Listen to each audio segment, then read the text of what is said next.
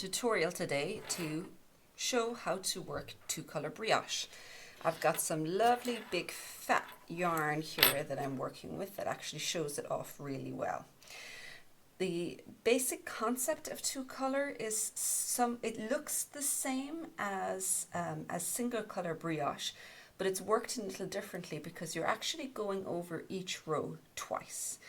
So you can see that here, this side, these are our main kind of knit columns, and they're in the lighter color. So this side is going to become known as the light side, or the LS. And when we flip it over, our main columns here on this side are the dark color. And so that is going to become known as the dark color side, or the DS side. And that's usually how things are denoted in patterns as well. Instead of right side and wrong side, you'll have a light side and a dark side. You can see here now as well that both of my yarns are over here on this side, so I know that I'm going to be starting on this side to get my work. Sorry, I've got very rattly metal needles.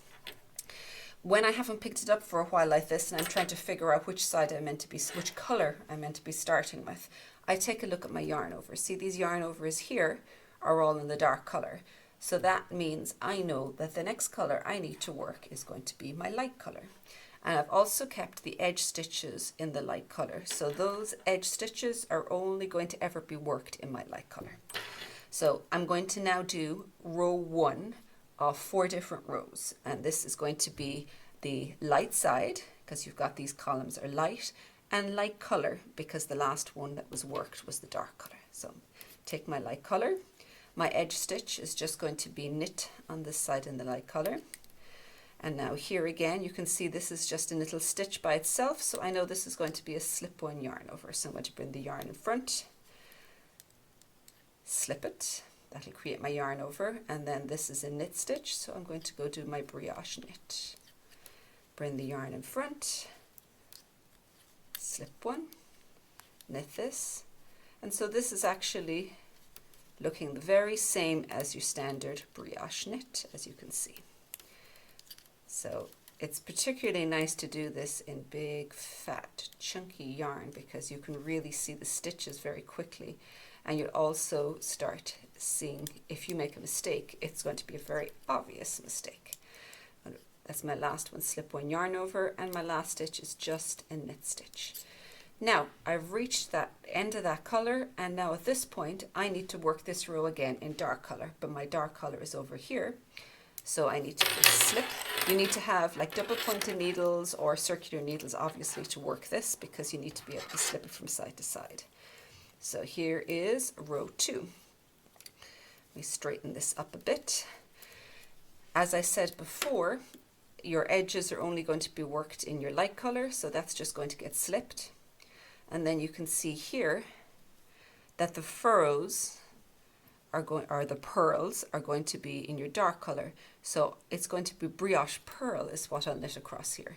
I find it's easier to kind of try and read your brioche knitting as you're going, because you're much less likely to make a mistake, and I think you pick up the general technique much faster. So the first one, we make sure, I'm going to turn this around first of all, bring this yarn in the front because it's going to be purled.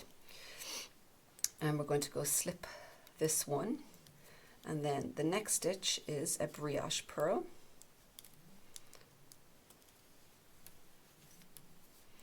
And now here, this is slip one yarn over,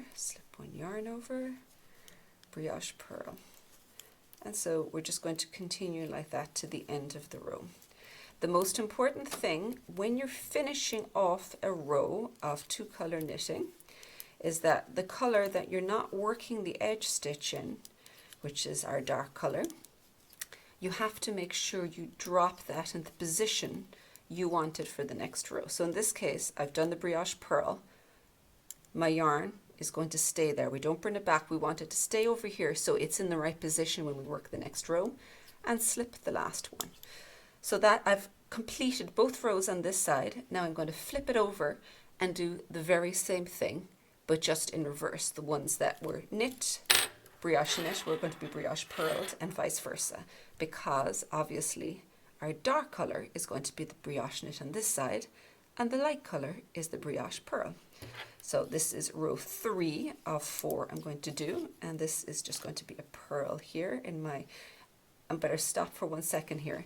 I've picked up this automatically, the light color, but just so that you can see why my decision was made, the yarn overs are in the dark color, so I know that the next row that I need to work is going to have to be in the light color. So let me just go purl that first one for the edge stitch, then it's our slip one, yarn over, and our light color here is the brioche purl, so the next one here is going to be brioche purl. So all of the information that you need is actually in your knitting here. The first couple of rows you probably want to follow along with some written directions very carefully because the pattern isn't established yet at that point. But once you actually get a few rows in, it becomes established and you can start reading your knitting and follow along with it. When we get to the end here, the last one is just going to be a purl because it's our edge stitch. Now that was row 3, and now we're going to work the very final row, row 4 of our 4-row repeat. And you can see again, the yarn overs were in the light color, so it's going to have to be a dark color for this side. The yarn is where I want it to be back here. I'm going to leave the yarn there and slip that first stitch, and then this first one is going to be a brioche knit. I'll pick up my dark color and do a brioche knit.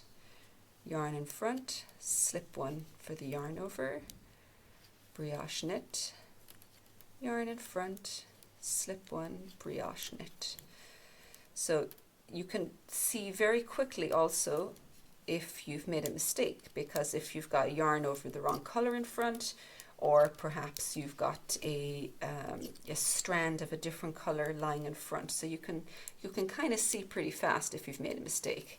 When we get to the last one here, it's a brioche knit, and like before on that side, you just drop that color down so that it's going to be on this side of the work. It's going to stay on the light color side of the work, and slip the last one and turn your work around.